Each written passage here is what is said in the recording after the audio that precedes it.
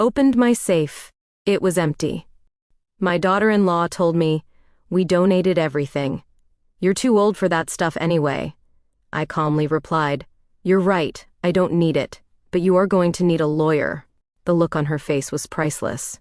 I used to believe age makes you softer, but I learned it gives you edges. When I saw the hollow square on the carpet where my safe sat, something inside me clicked from grief to calculation, and a clock began to tick. You're watching Revenge Files. Subscribe for a new twist daily. People say seniors should avoid fights. I say we pick them carefully. By the time my daughter-in-law said, "We donated everything," I had already opened an envelope of appraisals, a writer for my insurer, and a blank demand letter waiting for her signature. Or a judge's order. My name is Elaine. I'm 62, and I live in Austin, Texas, in a 2-bedroom house off South First. I keep basil in the window, my grandbaby's crayon suns on the fridge, and until May 6, 2024, a Liberty LX12 safe bolted to the slab in my closet. When I opened the closet that morning, the safe wasn't there. 4 anchor bolts stuck up like teeth. The carpet showed a clean square of unfaded beige. The smell of cut drywall hung in the air. My son Evan and his wife Tara had stayed with me for a few weeks while their lease overlapped on a new place. A newborn makes even decent people messy. Except mess doesn't pull a 380-pound safe off anchor bolts and slide it out on moving blankets. I called to them. No answer. In the garage, the dolly sat crooked and scraped. A square of dust showed where the safe had been parked overnight. That was when Tara's voice floated in from the kitchen. "We donated everything. You're too old for that stuff anyway." I looked at her. Evan stood behind her, arms folded, eyes fixed on the tile. I said, "You're right. I don't need it. But you are going to need a lawyer." My voice was calm. Tara laughed a little, brave on the outside, brittle underneath. "People think revenge starts with shouting. Mine started with a pen." I set a spiral notebook on the counter and wrote down the time, 9:18 a.m., and the date, May 6, 2024. I wrote what she said, word for word. Then I walked back to my closet and took photographs, bolts, carpet, drag marks, sheetrock dust, every angle. I called 321-1 and asked for police non-emergency. "Report of missing safe and contents," I said, and I used the word taken. Words matter. Within an hour, a patrol officer arrived. He listened, looked, and wrote. He asked what was inside. I didn't answer from memory, I answered from paper. I opened a binder with a red spine and plastic sleeves. Inside were 2 appraisals dated November 2019 and April 2022. My late husband's 1957 Omega Seamaster, serial recorded. My platinum engagement ring, 2.12 carats, emerald cut platinum shank, appraised at $19,800 in 2019. My gold wedding band, $750. A pair of sapphire studs, $2,600. 12 1-ounce American gold eagle coins, insured and photographed, value on the schedule noted as $25,200 at the time of rider update. Total on the rider, $52,250. The officer's pen stopped scratching when I showed the rider. Scheduled personal property coverage, through State Farm, renewed in January. He photographed it. He photographed the empty closet. He took my statement. He gave me a case number and told me a detective would follow up. I thanked him, then called my insurer. "I need to open a claim," I said. They opened one and asked for the police report and the appraisals. I scanned and sent everything before lunch. My hands shook when I pushed the upload button. But then, a steadier part of me took over. At 1, I called Adult Protective Services. I didn't cry. I reported elder financial exploitation by a family member. "I'm not helpless," I said. "I'm documenting. But I want this on record." The voice on the line listened and took the report. It felt like someone else had stepped onto the field with me. When Evan came home that afternoon, his face was gray. He didn't meet my eyes. "Mom," he said, "we thought..." "You didn't think," I said. "You acted. So now I will..." I set a letter on the table. It gave Tara 10 days to return the property or pay the appraised value. Certified mail, return receipt requested. I sent a second copy to her personal email and printed the read receipt. But then, a new problem arrived with my evening tea. Tara texted a picture of a receipt from a charity I didn't recognize. Austin Resale Center. The receipt said Misk Jewelry and Home Goods. Value $500, dated May 5, 2024, 7:42 p.m. She added, already gone. Try to sue a nonprofit. That night, I didn't sleep. I made lists. At dawn, I drove to the address on the receipt. Donation intake is around back, a young man said, pointing. Inside, a woman with a walkie-talkie and sensible shoes introduced herself as the loss prevention manager. I laid my binder on the counter and showed her photographs, appraisals, the police case number, and the charity receipt Tara had texted. If stolen property came through here, I know you don't want to be the custodian of it, I said. She held up a hand, cautious but not cold, and made a call. Except, the items hadn't gone to the sales floor. The warehouse kept high-value goods in a locked cage for 72 hours, awaiting sort and pricing. The manager walked me to a monitor. She pulled up camera footage from the loading bay on May 5 at 7:42 p.m. There, in HD gray, was my dolly, my moving blanket, and my daughter-in-law's blue hatchback. I watched Tara and a friend roll the safe on the dolly, wrapped like a refrigerator, into the donation bay. The camera caught Tara's face as she signed the receipt. The manager paused the video and exhaled. We don't accept safes, she said, but we accept sealed containers if donors insist. We assume clothing. This is not normal. She called Austin police. I called the detective's desk and left a message. The manager walked me to the cage. On the second shelf, behind a stack of habitat lamps and a box of copper molds, sat my safe, nicked and dirty, with its keypad showing a hairline crack. The manager said, "We can't release anything without APD instruction." I nodded. "Hold it, please. If anyone asks, tell them to call Detective Mendoza." I gave her the case number and left a written request. I took a photograph of the safe where it sat in their cage. When I got home, I brewed coffee and rewrote my demand letter. I added the charity's name and the footage.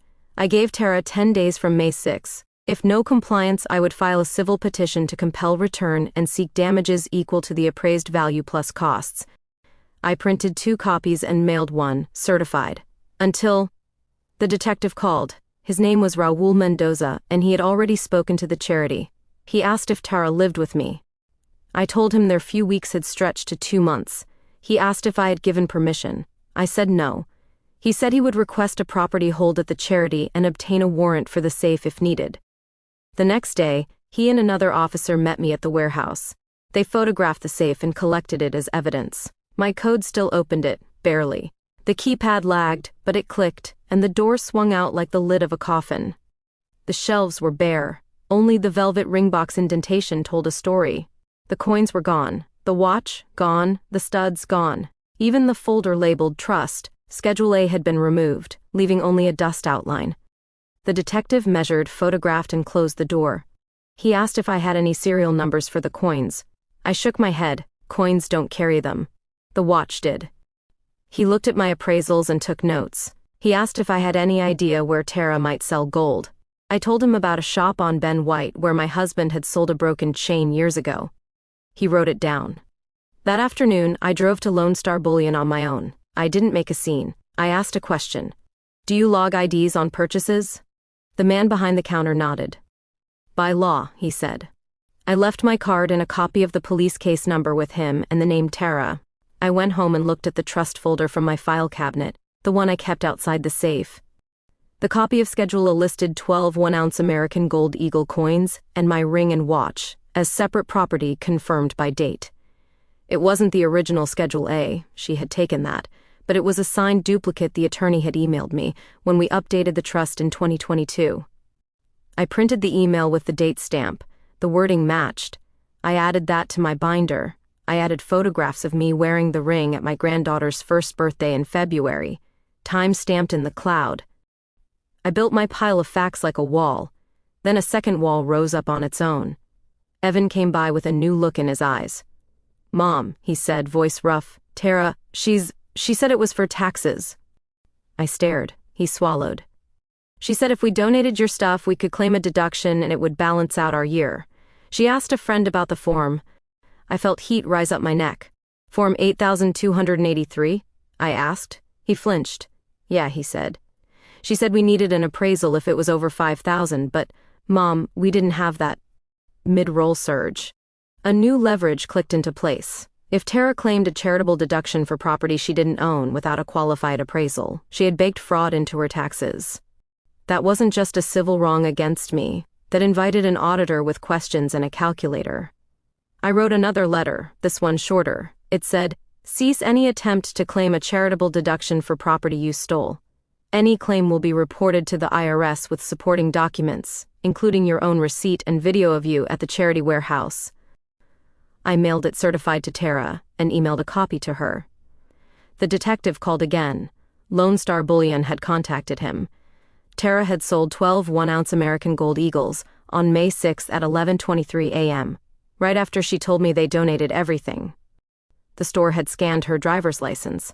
The coins were still in the back, wrapped and tagged, held on a police property hold pending a warrant. I sat down hard on the edge of my bed. "Can you get them back?" I asked.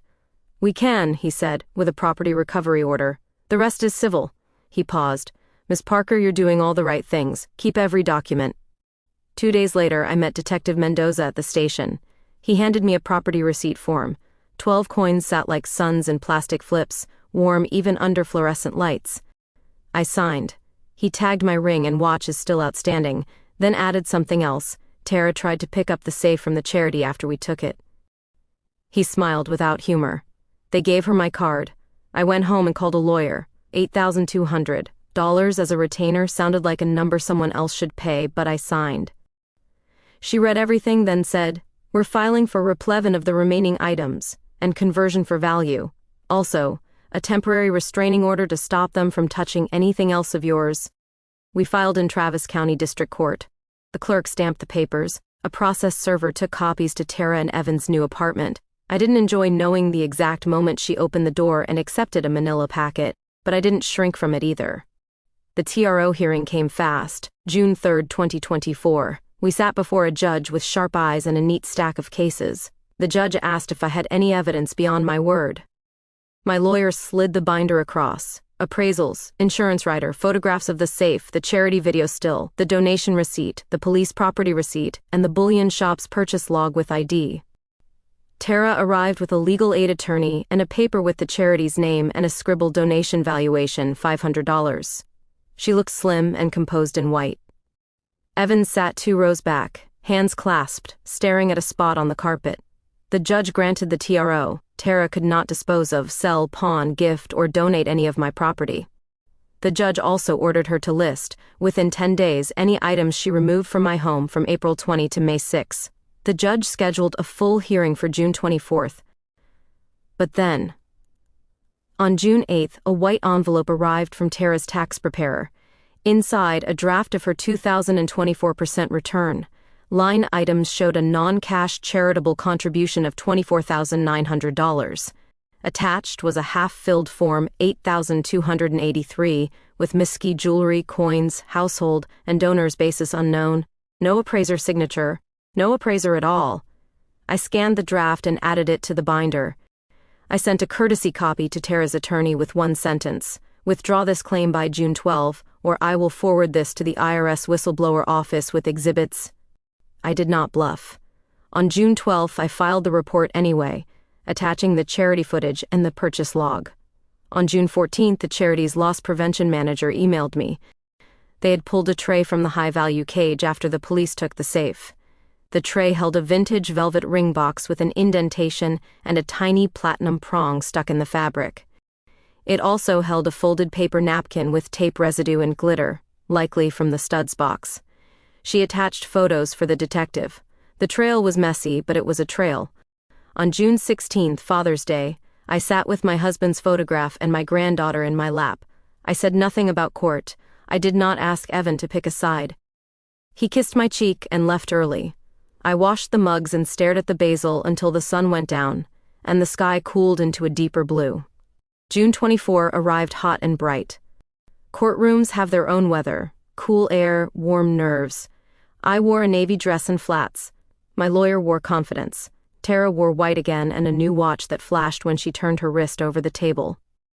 We opened with foundation. I testified about the safe, the appraisals, the insurance rider, the photographs, the police report, the charity video, the receipt, the bullion shop log, the property recovery, and the TRO. We walked through dates: May 5 for the donation, May 6 for the sale of the coins, June 3rd for the TRO. The charity's manager testified by subpoena. She described the intake, the video, the policy, and the cage. She didn't editorialize. She pointed at the still image of Tara pushing the dolly. We maintain footage 30 days, she said. We released a copy to APD on May 7th. The owner of Lone Star Bullion testified with his purchase log. He explained ID scans, the timing system on his register, and how he tagged the coins after receiving the police hold. He recognized Tara in the lobby camera still. He also explained that the spot price that morning had been high, and he paid accordingly, $2,100 per coin. Then came Detective Mendoza. He explained the property recovery process and the chain of custody for the coins. He said the ring and watch were still unlocated, likely sold elsewhere, watch dealers, private sale, or online marketplaces. He sounded tired but steady. My lawyer saved the tightest arrow for last. She put the draft tax return on the overhead. "Miss Parker," she said to me, "when did you authorize Tara to claim a charitable deduction for your property?" "Never," I said. "When did you give her a qualified appraisal?" "Never." "Do you see any appraisal attached?" "No," Tara's attorney objected. The judge overruled. He leaned back and steepled his fingers. He asked Tara if she had any proof I gifted the items to her. She said she didn't need them. He said, "Is there any writing?" She said no. He said, "Is there any text?" She said no. The judge asked her to explain. The $24,900. She said, "It's an estimate." He asked, "Of what?" She said, "Misc jewelry and coins." He asked, "With what basis?" She said, "Unknown." The judge didn't smile. He wrote on his pad for a long time. We broke for lunch.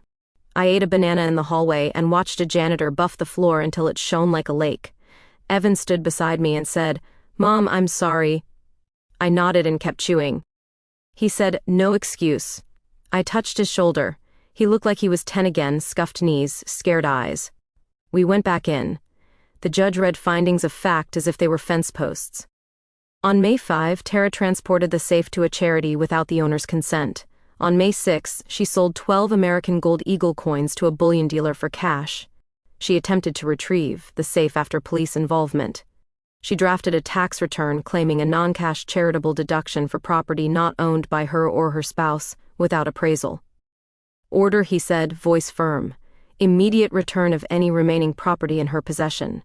Judgment for Ms. Parker on conversion for $52,250 less value recovered to date, plus costs, plus reasonable attorney's fees. Attorney's fees to be set on affidavit. Written order to issue by Friday." My lawyer stood. "Your Honor, value recovered to date is $25,200, the coins.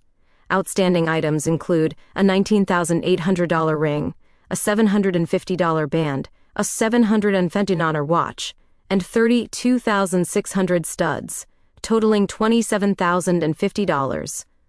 The judge nodded. Judgment net, $27,050, plus costs and fees. Ms. Parker's counsel to submit fee affidavit within 5 days. Tara whispered hotly to her attorney. The judge continued.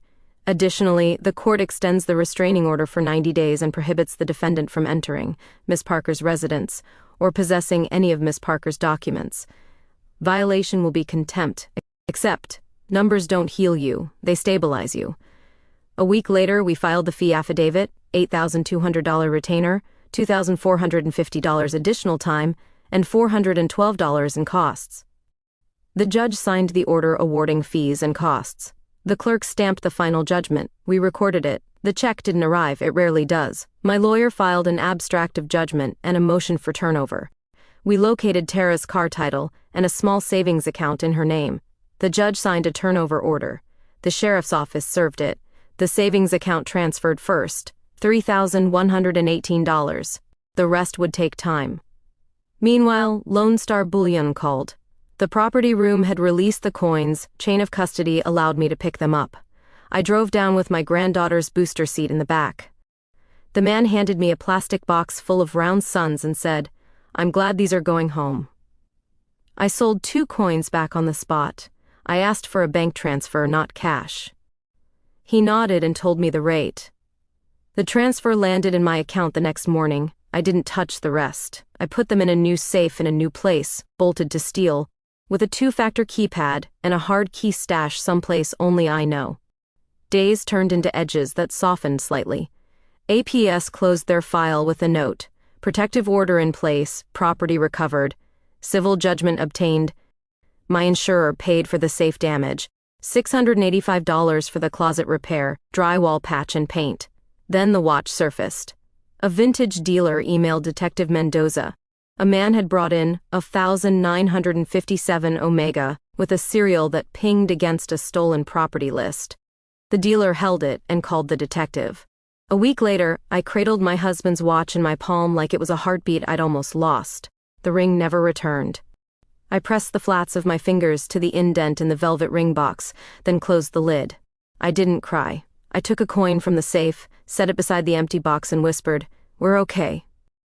On August 2, Tara's attorney filed a motion to reconsider. The judge denied it. The tone of the denial read like a sigh. On August 18, the sheriff auctioned Tara's hatchback. The proceeds applied to the judgment. Another $6,400 came in after fees and costs. We inched toward the total, not in leaps, but in honest steps. Evan moved into a one-bedroom off Riverside. He painted the baby's room a pale green and learned how to swaddle with one hand while microwaving oatmeal with the other. He came over on Sundays with muffins and a quiet apology that didn't need words. One afternoon, he asked, "Did you always keep all those papers?" I smiled. "I learned," I said. "Your father loved systems. He taught me to write the date on everything and take pictures when I finished a project. I just expanded the habit." He rubbed his jaw. "I should have stopped her," he said. "I didn't say yes. I didn't say you should have. I said, you're stopping it now." He nodded and collected the baby's pacifier from under the couch. In September, a letter arrived from the IRS. Not to me, to Tara. A copy landed with her attorney and, by some chain of courtesy, on my lawyer's desk. They had questions about a non-cash contribution without appraisal. They wanted receipts, valuations, and proof of ownership. My lawyer didn't gloat when she forwarded it. I didn't either. Some clocks wind themselves. Autumn slid in. The basil went leggy. I cut it back and froze pesto in ice cube trays. I paid my lawyer the remainder of her invoice with the coins I had sold, and a little from savings. I kept the binder on my bookshelf next to cookbooks and a book of Texas wildflowers. Then, on a Wednesday in October, a small padded envelope arrived with no note. Inside, my sapphire studs nestled in tissue, a postmark from San Marcos. The detective said sometimes people grow a conscience when the calendar turns. He logged them and handed them back. I pressed them to my earlobes and felt like a piece of sky had come home. Revenge doesn't taste like fireworks, it tastes like paperwork that counts and decisions that stick. I didn't scream. I wrote. I didn't throw punches. I filed. I didn't threaten. I delivered. On the first Sunday of Advent, I sat in my living room while my granddaughter smacked a wooden spoon on a bowl, musical and firm. Evan taped paper snowflakes to the window. I wound my husband's watch and set it on my wrist. The second hand started its quiet circuit. Later, I tucked the watch away and opened the safe. Coins, papers, the ring box with an empty indentation. I didn't need it to feel whole. I turned the handle and spun the keypad. The bolt slid home with a sound like a promise kept. People ask if I forgave her. Forgiveness is a private room. Consequences are public. I kept the door to one open and the other locked. I never saw Tara in white again, except once across a parking lot where she looked smaller under a flat sky. She turned and walked the other way. Sometimes I think of the moment in the kitchen when she said, "We donated everything," as if charity could launder theft. I think of the dolly on the warehouse footage and the receipt with Miska jewelry, and I think of the quiet line in the judge's order that turned wind into brick. The truth is, I didn't need the ring to stand up straight. I needed a plan. I needed a clock. And when I turned both on, they carried me from the hollow square on the carpet to a courtroom where my voice, my binder, and a careful stack of facts did what rage never could. I still keep basil in the window. I still label envelopes in neat block letters. My granddaughter's crayon sons have multiplied. On some mornings I open the safe just to hear the bolts land and to see that empty velvet indentation and know the difference between what was taken and what can never be taken again. I used to believe age makes you softer. I know now it makes you sharper where it counts. So when I opened my safe and found it empty, and a voice told me I was too old for that stuff, I smiled at the clock I had already set and let it run.